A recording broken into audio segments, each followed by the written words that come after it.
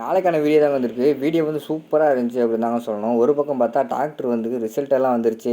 கண்மணி வந்து 40 நாள் மாசமா இருக்காங்க அப்படின்னு சொல்லிட்டாங்க அப்படின்னு தாங்க சொல்லணும். இன்னொரு பக்கம் பார்த்தா நம்ம வீரா போய் கண்மணிக்கிட்ட நீ மாசமா இல்லை அப்படின்னு சொல்லிட்டு வீட்டுக்கு கூட்டு வந்துட்டாங்க அப்படின்னு தாங்க சொல்லணும். இந்த எபிசோடு வந்து ஒரு குழப்பமாகவே இருந்துச்சு அப்படின்னு தாங்க சொல்லணும். அதெல்லாம் பார்க்குறதுக்குன்னா சேனலை மட்டும் மறக்காமல் லைக் அண்ட் சப்ஸ்கிரைப் மட்டும் பண்ணிடுங்க.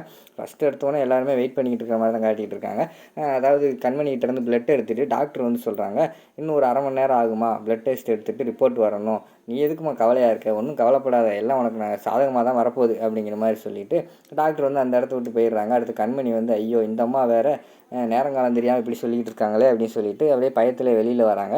வெளியில் வந்து பார்த்தா நம்ம கண்மணியோட அம்மா வந்து அழுக ஆரம்பிச்சிடுறாங்க. கண்மணி உனக்காடி இந்த நிலமை வரும் நான் எதிர்கூட பார்க்கலையே அப்படின்னு சொல்லிட்டு அழுதுகிட்டு இருக்கிற மாதிரி தான் காட்டிகிட்டு இருக்காங்க. அடுத்து வீரா வந்து சொல்கிறாங்க, அம்மா அழுகாதம்மா, இதில் என்ன இருக்குது, டெஸ்ட் எடுக்கிறது சாதாரண விஷயம் தானே, இதெல்லாம் எதுக்கு ஃபீல் பண்ணுற, கண்மணி நீயும் ஃபீல் பண்ணாத, இதெல்லாம் ஒன்றும் கிடையாது, கண்டிப்பாக வந்து ரிப்போர்ட் வந்து நெகட்டிவ்னு அப்படின்னு தான் வரப்போகுது, அப்போ வந்து நம்ம வச்சுக்கிடுவோம், நம்ம யார் நம்மலாம் குற்றம் சொன்னாங்களோ அவங்க வாயை அடைச்சிருவோம் அப்படிங்கிற மாதிரி வந்து வீரா சொல்லிக்கிட்டு இருக்க மாதிரி தான் காட்டிக்கிட்டு இருக்காங்க. ஆனால் கண்மணி வந்து உள்ளுக்குள்ளே பயந்துக்கிட்டு இருக்காங்க.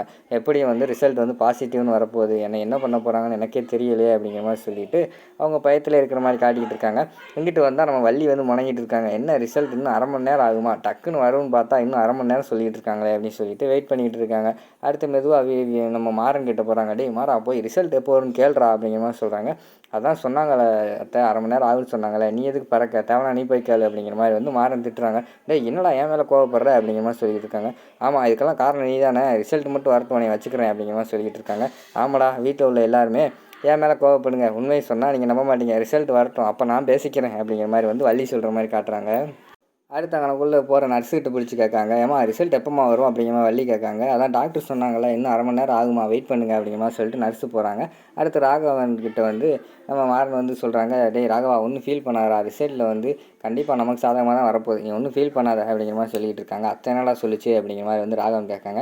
அது கிடக்கு அதுதான் சொல்லிக்கிட்டு இருக்கோம், அது பேச்செல்லாம் கேட்காரா அப்படிங்கிற மாதிரி வந்து மாறன் சொல்கிற மாதிரி காட்டுறாங்க.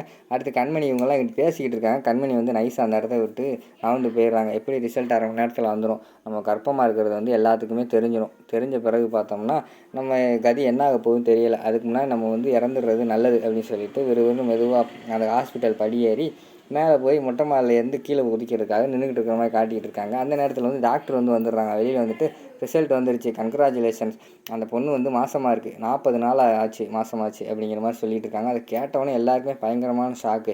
கண்மணி அம்மா வந்து அழுது பெறல ஆரம்பிச்சிட்டாங்க. உன்னை நம்பினேடி கண்மணி, நீ என்ன இப்படி பண்ணிட்ட அப்படி என் குடும்பத்துக்கே அவமானமாக போச்சே அப்படிங்கிற மாதிரி சொல்லிவிட்டு அவங்க அந்த இடத்துல அழுது புலம்புற மாதிரி காட்டிக்கிட்டு இருக்காங்க. வீரா வந்து அம்மா அழாதம்மான்னு சொல்லிக்கிட்டு இருக்காங்க.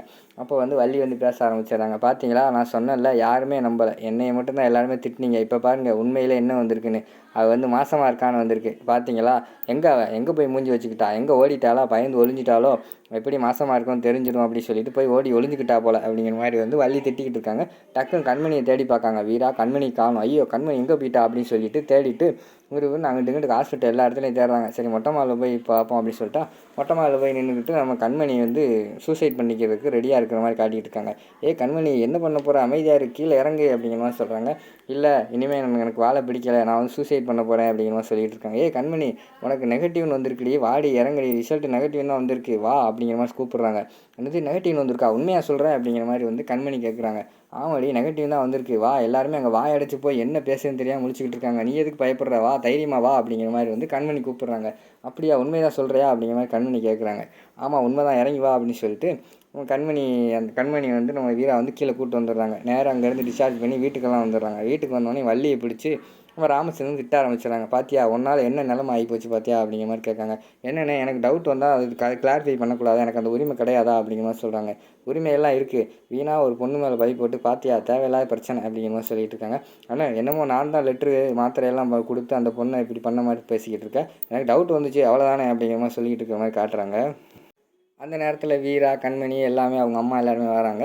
அப்போ வந்து வீரா வந்து சொல்கிறாங்க, சார் விடுங்க சார், இதில் என்ன இருக்குது, ஒரு டவுட் வந்துச்சுன்னா அதை கிளாரிஃபை பண்ணுறதுல ஒன்றும் குத்தம் இல்லைல்ல, அவங்களுக்கு இப்போ டவுட் வந்து கிளியர் ஆகிருக்கும்ல, இதனால் என்ன இருக்குது அப்படிங்கிற மாதிரி சொல்கிறாங்க. அடுத்து ராமச்சந்திரன் வந்து கண்மணியை வந்து சப்போர்ட் பண்ணுற மாதிரி பேசுகிறாங்க. அம்மா கண்மணி நீ ஒன்றும் பயப்படாதம்மா, அவள் ஏதாவது சொல்லிக்கிட்டு கிடப்பா, அதெல்லாம் நீ கண்டுக்காத, என்னதான் இருந்தாலும் உன் மனசுக்குள்ளே வருத்தம் இருக்குன்னு தெரியும், நீ வெளியில் தான் சிரிச்சுக்கிட்டு இருக்கிற, ஆனால் உள்ளே உனக்கு வருத்தம் இருக்குன்னு தெரியும், இதெல்லாம் நீ பெருசாக எடுத்துக்கிறாதம்மா அப்படிங்கிற மாதிரி சொல்லிகிட்டு இருக்காங்க.